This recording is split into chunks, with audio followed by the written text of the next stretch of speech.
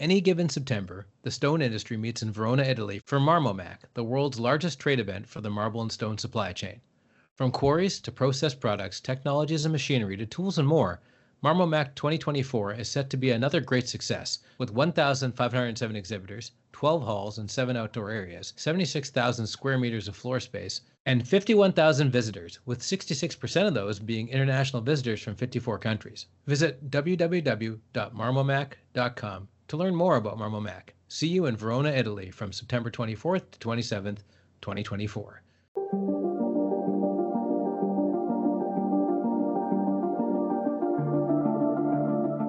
Hello, everyone. Welcome to the Construction Record Podcast. I'm digital media editor Warren Frey, and today with me again I have... Hello, everyone. This is Vince Versace, Director of News Media North America for ConstructConnect. Our longtime listeners know me as well as the former editor and staff writer of the Daily Commercial News and managing editor of the Journal of Commerce. And a voice here with you, Warren, on our much heralded and celebrated podcast, The Construction Record.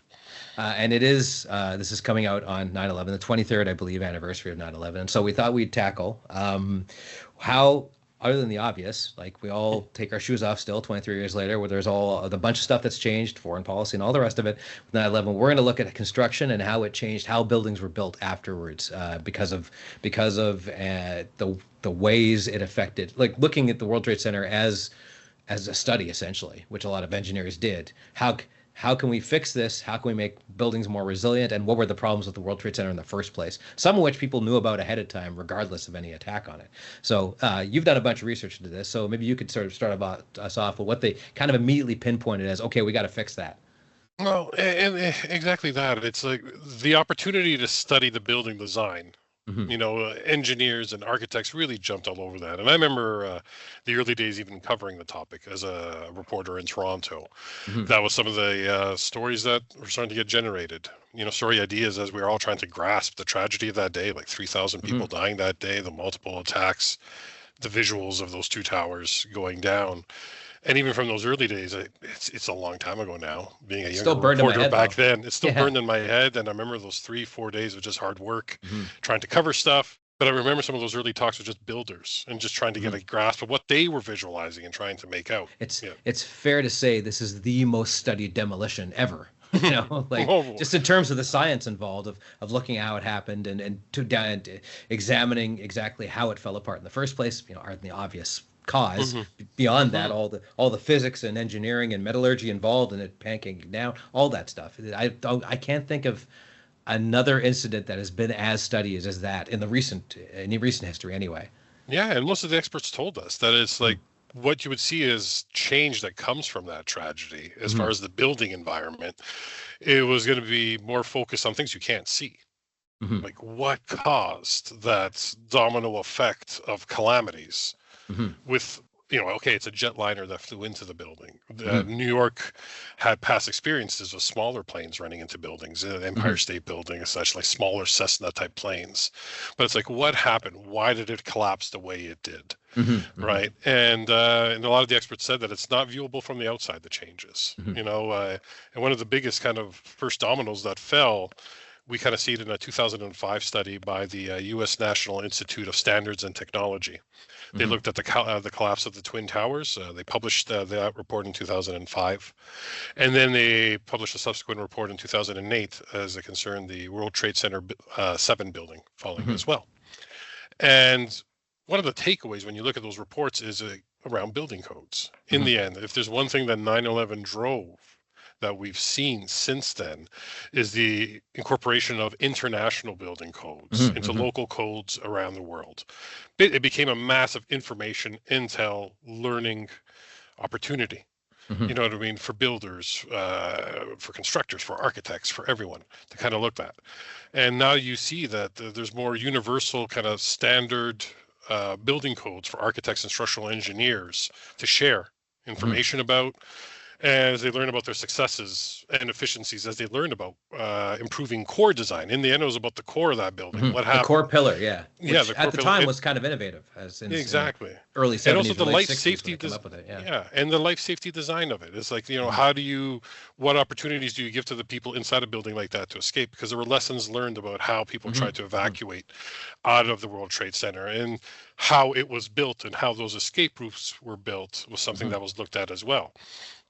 So in that report, there was extensive technical detail that they went into around how the structures failed, and they offered 30 recommendations to improve the design of high rises and bigger Hmm. buildings. And among them, I'm going to read straight from the report. So this is from the U.S. National Institute of Standards and Technology report of 2005. Increase structural integrity through alternate load-bearing paths, Hmm. fire resistance by design, burnout without collapse, as they call it in brackets, Hmm. better building evacuation routes, and redundant systems for sprinklers, hoses, fire alarms, and smoke management.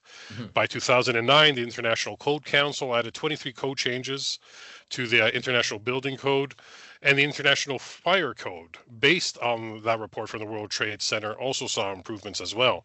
And some of those changes included a requirement to increase the width of the stairways by 50% in new high rises, and strengthening, as they say, the criteria for placement and inspection of sprayed-on resistant materials. Hmm. State and local governments use those codes as a base for building and fire regulations. So on the stairwells in particular, this is what caught me as I reviewed that report. It's, it's something we probably haven't noticed, Warren, much in the newer buildings that we walk into. Did we Hmm. notice a difference in some of these high rises, how these staircases are built? But as a concern that on the stairwells, the report stated, had the building been significantly more than 1/3 to 1/2 occupied, the Hmm. casualties would likely have been higher. The exiting population would have exceeded the capacity of the stairwells to evacuate them in the time available.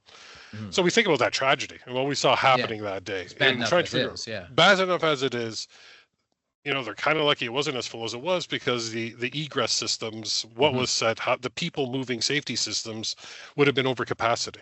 So God Hmm. knows how many more people would have been trapped in there.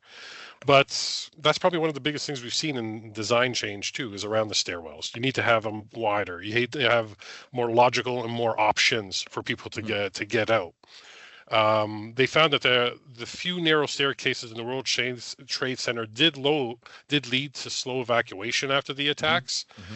and now altogether they've outlawed scissor stairs, are now discouraged, and as this report says, they would like to see more logical pathways to multiple escape points, Hmm. egress points. And you think about it, it's like, how do they all do that? How do you start to address that in buildings that already exist? No, That's that's probably a the good one thing. point. Yeah. Like, how do you tackle that? And that's something would have been interesting for us to explore too. It's Hmm. like, well, you can't. Can you do that post? You know what I mean? How do you Construction on that. retrofit that? Like, I don't That know how you do, exactly but how you do, but they knew for going forward that's hmm. something that needed to be a bigger change overall. One of the other things we noticed too in just doing a bit of the research on the topic was the evolution in design considerations. Hmm. Now there's more high strength concrete cores used. They're much more commonplace. There's a large amounts of specially designed reinforcing bars, which are typically incorporated in them to shield them Hmm. better. Building cores building cores contain egress routes that are now typically built in, as they call them, with high strength fireproof concrete. Hmm. Architects now have to work, as the report said, to look for ways to contribute to the well-being of the public when incorporating security measures in a building. And like, I think about the bigger buildings now. This be the interesting thing to do. Is like, you look at something like, well, what was formerly known as the Burj Khalifa, or something Right. like that. Some Right. of Yeah. Yeah. or even the new building that's in New York in the place I've of been in it the. a couple times. I'll talk about that Yeah, in a bit. Yeah. yeah, exactly. That'd be fascinating to see how those new building codes, were applied in those types of buildings before. But Hmm. it definitely did change. Any report that you see that comes out of that since 9/11, it did change kind of that thought process that Hmm. architects and designers go through, right? To work at the well-being of moving people in and out, but also still making sure these buildings are safe and Hmm. secure, right? What was it? There was one report that I read. An architect said, "No one wants to build an unwelcoming fortress." No, which Uh, they were kind of derided as before the event. I mean, right. nobody in New York liked these buildings in particular. They just were like a landmark because they're so big, and they were kind of regarded as like these impersonal towers. Not to not to impugn them or anything, but that was the general feeling at the time about them. So that's probably part of the attitude too. Right. And that's part of that. Like one of the examples that struck me as I was kind of reading was now they're using more techniques to disguise bollards, like safety bollards, doing things to stop any type of attack, and more as seating. You know what I mean?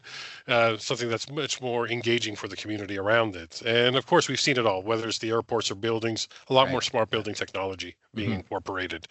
And that's something that designers also have to kind of take into consideration when it comes to it. We've written about 9/11 before. We've had stories on our websites before. And it really seems like it was this is my opinion, other people have said it too. And it's sad. It's a series of events that triggered that collapse, right? Was a testing of the way those materials and construction was. Like, it was tested to a way that it was never expected to be. No. You know what I mean? The event itself wasn't expected to happen, and then you would never, up to that point, obviously now you would, design a building to take in those stresses because they weren't a thing that had ever happened before, really. Other than maybe like something like Dresden, where it was all wood buildings, right? Or Tokyo, the same thing, right? No, correct. And that's the thing.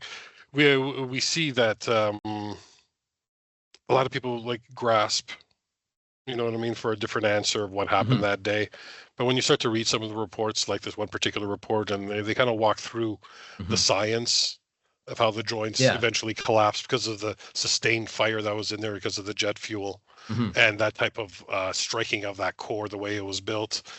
But the legacy of it is, all we can hope is that the buildings are better. They've been built stronger, better. Not necessarily to withstand an attack like this, but also maybe for sustainability purposes and logic and just spillover benefits there. Yeah. Spillover benefits, even for just a general evacuation of some kind. You know what I mean? If we can move people in and out of buildings better in a time of emergency, that depends on construction and the engineering and architecture of it.